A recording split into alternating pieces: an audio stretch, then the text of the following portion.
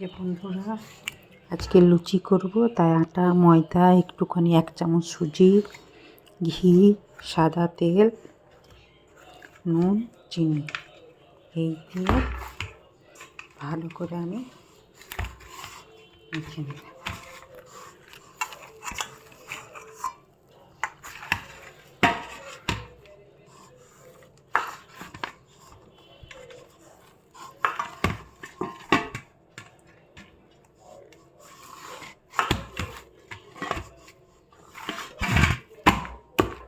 ভালো করে মাখা হয়ে গেছে। এবার আমি এটার ওপর থেকে তেল দিয়ে দেব। তেল দিয়ে ভালো করে আমি রেখে দেবো।